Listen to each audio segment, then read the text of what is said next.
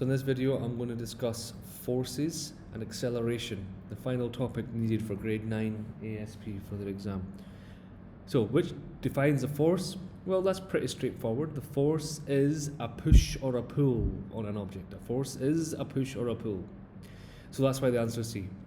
Change in velocity, that's acceleration.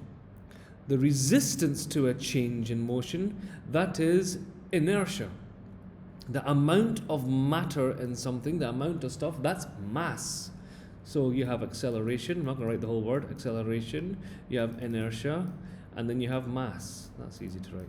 So these are the definitions. It's a simple definition question. What is the cause of acceleration? Well, acceleration is F over m, Newton's second law. So the force will cause it to accelerate. Mass is important in it. That will determine how fast it will accelerate. But if you can have a mass without any force, there will be no movement or no acceleration. Now, we have these forces acting on this block. What is the net force on the block? Well, if you want to check the net force, let's see what we have. Opposites cancel. 50 plus, 50 minus, cancelled. 20 against 10, well, that's just 20 minus 10, which is again 10 newtons, and this is stronger, so it will go to the right. 10 newtons to the right. Next question. We need to find the acceleration. Newton's second law. A is F over m, which is simply 100, and divide that by 85, and you will get your answer of 1.18. This question here, we have a horizontal force eastward. Eastward, what is eastward? Let's find out. Never eat something wet. Eastward is to the right, very nice. And then it's moving towards the east on a level floor. Friction has 10. What is the magnitude of the acceleration? All right, so I'll write the whole thing. A equals F over m. It's actually F net over m. We're kind of ignoring the net in the previous question because there was only one force. Now we need to decide on all the forces acting on it. If I had a crate and I was pushing it to the right and I had a force of 70, there is a friction of 10. So friction opposes the motion. Friction will be the rubbing against the ground, pushing against it, making it harder to pull. You need the net force. 70, just like before, 70 minus 10. I will do 70 minus 10, which is 60. I'll put it in a bracket like that, just so we know. 70 minus 10, that's that done. 60 divided by the mass, which is 20. Put that in the calculator, you will get 3. 60 over 20 is 3. What are you going to look at here? What will happen if it will remain in equilibrium or will it accelerate? Let's see. So look at question number 1. We have 20 pointing up and 10 pointing down. This will accelerate upwards. It's got a stronger force up. This one, left and the right, will cancel. Nothing pointing down. This will also accelerate, well, upwards. I didn't ask about the direction, but it will accelerate. 20 up, 10 and 10 down. That cancels. 20 minus 20 will give me 0. That will be equilibrium. If we have this cart with this force, that's easy. Acceleration, just like above, F over m. 10.1 over 12.3. You will get your answer. Don't forget the unit, meters per second squared. Now in this one, what is the magnitude and direction of the force? Well, look at this. We have two forces pointing to the right. So that's 4 plus 4, which is 8 newtons to the right. 8 newtons to the right. But then we also have 7 left. 7 is to the left. So I will do 8 minus 7, cancelling this one. The total force, even though this is on this side, is still pointing to the right. It's pointing that way. 2 forces to the right, 8 newtons. 7 newtons is to the left. That's 1 newton. Which one is stronger? The right side is stronger. It will move to the right. 1 newton to the right. 1 newton to the right. Acceleration, F over m, just like before. 1 divided by 0.15. Why 0.15, I hear you ask? Well, that's 150 grams. We don't use grams, we use kilograms. Divide by 1,000. Every time. Grams into kilograms is divided by 1,000.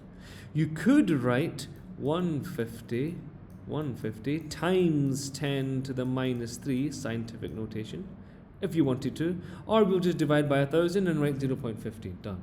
you will get your answer, 6.7. Which of the following is the free body diagram of the rocks falling? So we can just take one of these rocks and we'll just pick this one, and it's falling down. Gravity is pulling down. Technically you can see it's kind of moving a little bit to the right, it's bouncing off the rock, but if I just to take a snapshot of it, and we're going to ignore air resistance, so in that case I would have to pick A. The only force acting down is gravity. If there was air resistance, maybe B, but depending on the size of this arrow. So in this case, A is the best answer. There is no air resistance. A book of mass rests on a level desktop. What is a normal force? Well, here is the desktop, here is the book, and we have a mass. Well, I know W equals mg, and that's simply going to be 2 times 9.8, but it looks like they've used 10, so I'll stick with 10 for this question. 2 times 10, that will give me 20 newtons. Gravity is 9.8, but I'm just going to stick with 10 to keep the same answer as there. If weight is downwards and it's not falling, it's resting, it means the normal force upwards, which is the force on the surface, is equal to the weight. It must also be 20 so that it does not fall. That's why the answer must be D. Weight of this block put on a table, W equals mg. Again, same formula, and this time I'm just going to write 0.5 and I'm going to multiply that by 9.8, or I'll just stick with 10 because the answer is going to be 5. The mass, if you have the gravity, so W equals mg, this is easy to rearrange. I want mass, so I will divide both sides by g. If I divide both sides by g, I will cancel. So I will have W divided by g. W, the weight, is a force, gravitational force of 685, and I'm going to divide that by Earth's surface, so that's easy, that's just 10 again. I'll move the decimal point back one time, it becomes 68.5. Check your calculator. Next, you want to draw a free body diagram. 10 kilogram child on a 2 kilogram chair. So free body diagram is just a little dot. You have the weight acting down, so this is the weight of the chair and the child, so you can write the weight, or you can write F for force. This is the child and the chair. C and C, I guess. No, doesn't matter. Two weights. Up, you have only the normal force. Good. I think there's a part B, because it says A there. There is obviously a part B. Find the normal force. Okay, so we said it's a 2 kilogram child and a 10 kilogram chair. So remember, F net equals MA. We know that equals MA. If it's resting, it is going to be A0. So F net will just simply equal to 0 because it's not accelerating. So I don't need this part. I just need to figure out what do we have. Well, we have the normal force pointing up minus the weight of the chair minus the weight of the child. Remember, there were two forces acting downwards. We had the child and the chair. You can combine the two, by the way, and just write 12. If you don't want to do it 2 times, you can just write 12 for the mass of each one. So you'll just go ahead and figure it out. The normal force minus what is the weight of the chair or the child? Well, that's going to be mg. mg minus mg. I'm just going to write it like this. They all equal to 0. You don't need to write it all the way, but as long as you understand what I'm doing, I am just doing it step by step for you. Normal minus the mass, well, that is going to be 2 for the child times 10 minus, running out of space, and that was 10 for the table times 10. Okay, so what does that mean? That means I'm going to go over here. That's 20 minus 20 minus 100, that is 120 minus 120. Why did I write equals? Let me fix that. It should have been n minus equals n minus 120. So it's already got a minus there. I'll extend that. So n minus 120 equals to 0. So obviously n equals to 120. I hope that makes sense. All I did was I simply just took the weight of the child and the weight of the chair. If you combine the two masses, that's 12 kilograms, 12 kg, and I can multiply that by 10 to get to gravity, and that'll give me 120 newtons down. which is the same as 120 newtons up. That's an easier way to do it. I'm just trying to follow their method.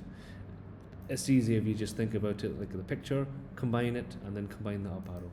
Very good. We have now got a student lifting a suitcase with a force upwards, and acceleration is this. What is the mass of the suitcase? So we have F net equals ma. F net, well, there's two, right? There is the applied force going upwards minus the gravity force, W, equals ma. Now we need to find simply the mass of the suitcase, the m we need to find, but we're not done yet. We have F minus mg, it works out to be, because W equals mg, right? Equals ma. Rearrange to get the mass on one side. F equals mg plus ma, or I should have said ma because I started with ma plus mg. It doesn't matter really, because it's the same thing. 1 plus 2 is 3. 2 plus 1 is also 3. Doesn't matter.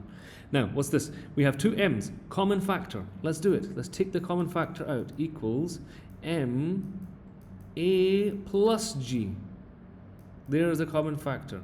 And that takes us to right here actually. F equals m a plus g. Rearrange the formula. I ran out of space, so I'm just going to do it from here. Rearrange for m. You just divide both sides by a plus g. 105 divided by 107 right here.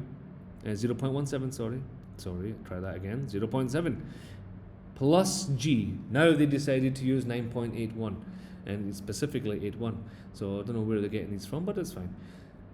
Put that in your calculator, you get 9.99, or just simply 10. That's the mass of the suitcase. What is the weight? Multiply by gravity.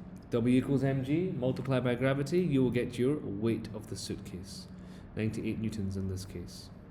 Now, forces acting on a scale. There are two forces, of course, just like I've drawn in the previous one. If you're just standing on a scale, you have your weight acting down, and then you have the normal force acting up on the scale. Two forces, weight, which is gravity, and normal, which is, the surface force. Friction's not there because you're not moving. Tension isn't going to be right because it's not a rope, it is a surface. And friction and tension, well, they're both normal. So it's gravity and normal for a scale. In an elevator, by the way, you could say tension in the rope because an elevator is kind of held up by a rope. So that would be tension. It's possible to say that. The scale inside the elevator is a normal, and these two are both the same thing. So it doesn't matter what letter you want to use for an elevator. This just talked about a scale, so I stuck with normal force and the weight. Gravity, which is the weight, and normal. When an elevator accelerates upward, what happens? So if you remember, I gave a little trick to my class. It is AUDD plus, increases, DUAD decreases, minus. What does that mean? Accelerating up or decelerating down, it increases. Decelerating up, accelerating down, decreases. This is accelerating up. AU, accelerating up. AU, right here, accelerating up, plus, it increases. That's an easy way to get the answer. You don't have to think, you just remember this, you'll get the answer. It kind of makes sense because if you're standing on the scale, the lift has to push you up. The scale gets compressed, which is why it looks like your weight increases. That's a way to remember it. And this is the final question, and then I will stop. A boy stands on a bathroom scale in an elevator, that's his weight, but it reads like this one. So now, is it moving upwards or downwards? What is it doing, the accelerations? Well, again, AUDD plus, DUAD minus. So, you can say acceleration, is it upwards or downwards? Well, it's accelerating up or decelerating down. Either way, accelerating up, this is what it's asking, acceleration up or down.